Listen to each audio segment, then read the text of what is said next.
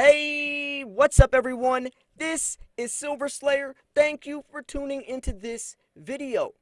There are so many different ways to invest into precious metals.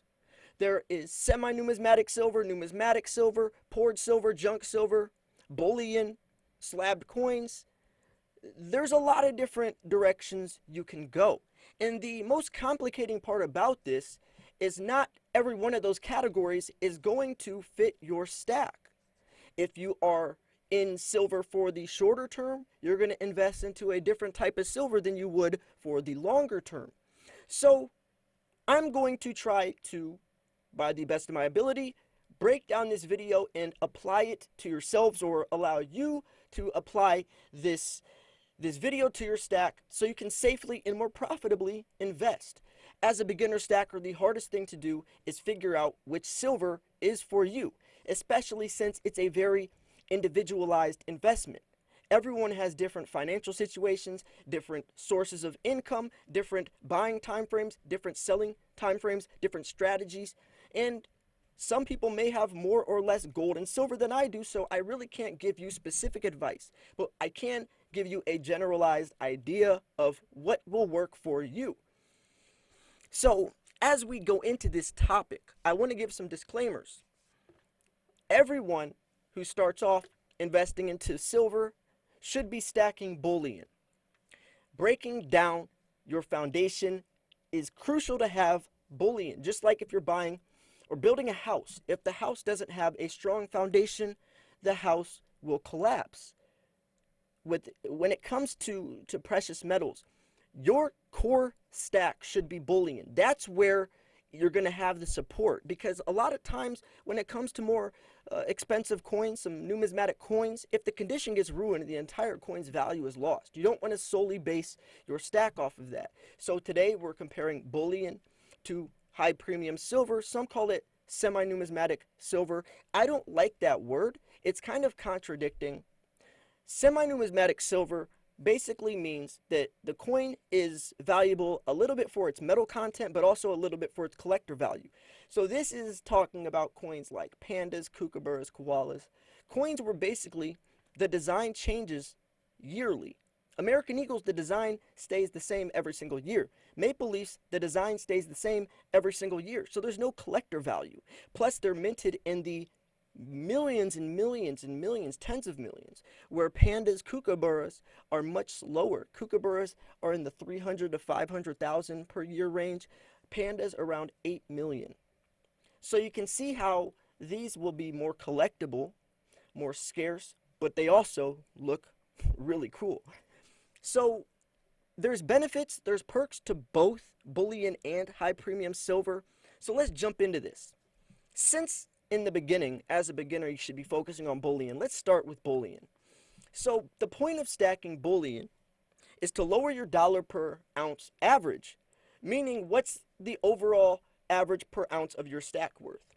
So let's say if you have 100 ounces and you bought most of your ounces at $25, the average ounce per stack, or for your stacks, is around $25, right?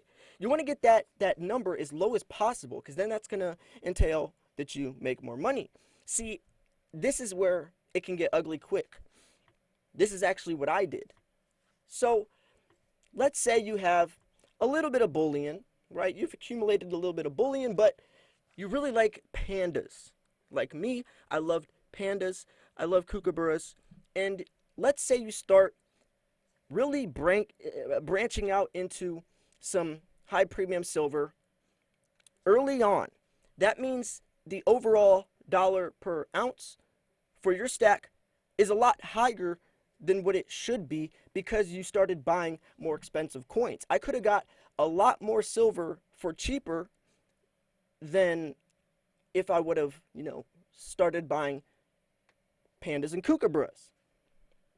So if I have $200, I could maybe get, 4 or 5 pandas, but I could have gotten 7, 8, 9 kookaburras or American Eagles. Do you get what I'm saying?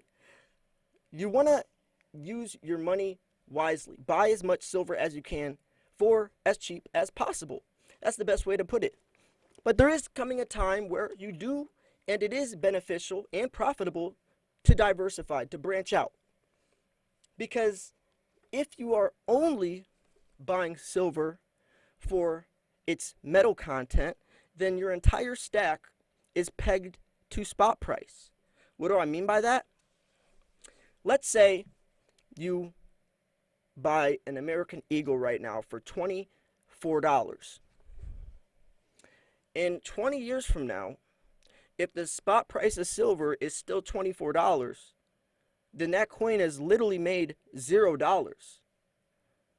If you buy a Panda for $24 right now, in 20 years from now, that coin will be worth much, much, much more. See, bullion is pegged to spot price. So whatever spot price does, bullion does or mimics it. High premium silver grows value over time for its collectability aspect. So can you see why diversifying into both can be so crucial? Because you need the foundation, the stability from your stack, but you also want to have coins that appreciate regardless of what spot price does. Bullion is going to help you regardless, because more than likely in 20 years spot price isn't going to stay at $24. So you can accumulate a lot of silver on that front, but then still buying some kookaburras and pandas to ensure to make money quicker, and then you could use those profits to even put it back into bullion. You see what I'm saying? So it's kind of like a surefire way that your stack's going to be profiting. A lot of people focus more on one than the other, but it really is preference. Buy what you like.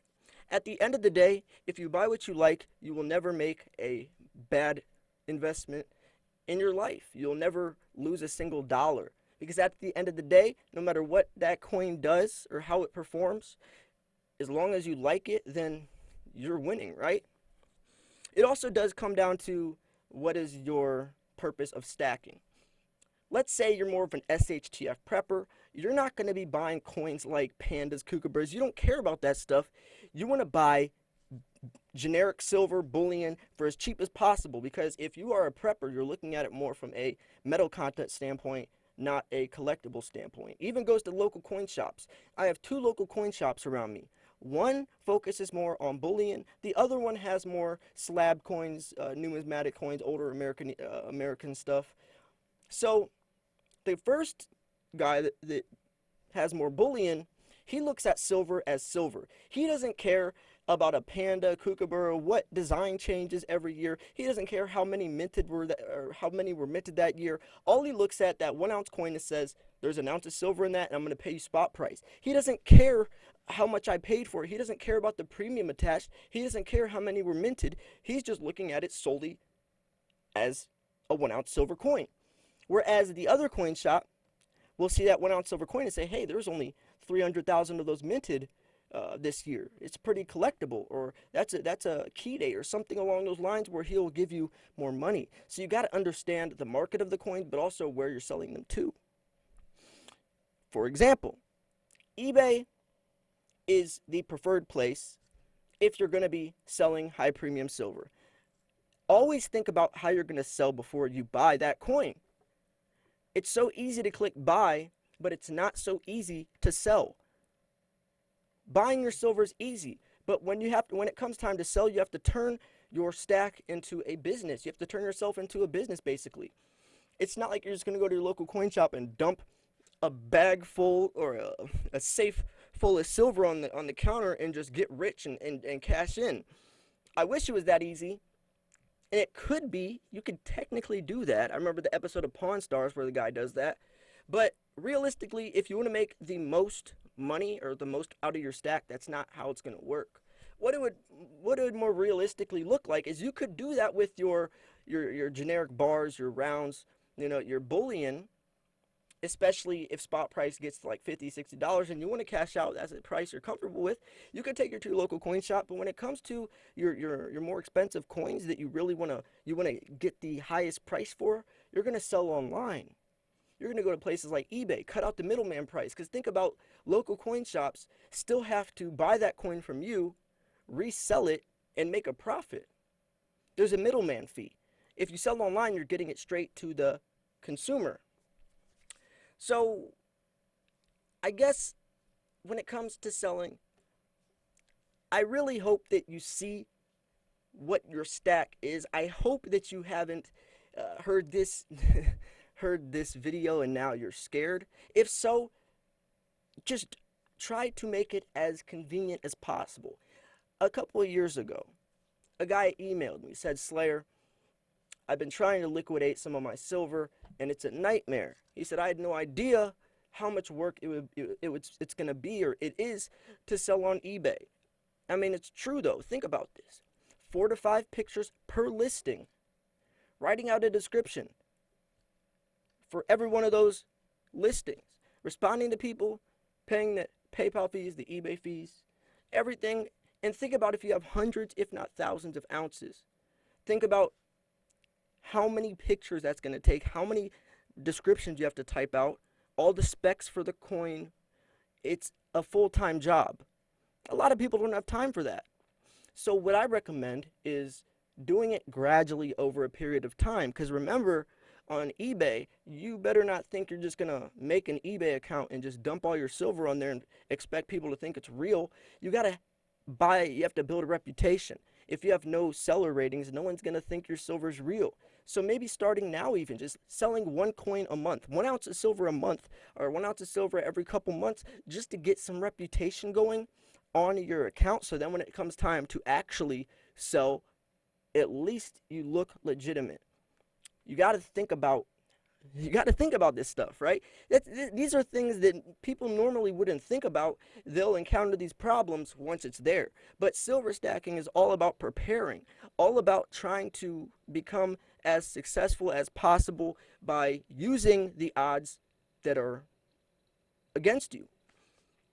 Silver is simple. Investing is simple. Buy low, sell high. Whether it's cars, whether it's Bitcoin, whether it's stock markets, real estate, buy it while it's cheap, sell it after it appreciates. But for some reason, most people do the opposite. They buy high and then sell low. They buy it when all the hype is around it, when everyone's talking about it. That's when it's the most attractive. That's when the prices are high. You don't want to buy then. You want to be selling then. When most people are buying, you should be selling. When most people are selling, you should be buying. Do the opposite. Get in before the curve.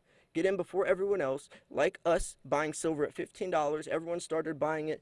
When everyone started talking about it now at $30, we could have sold a little bit, made 100% profit, even higher.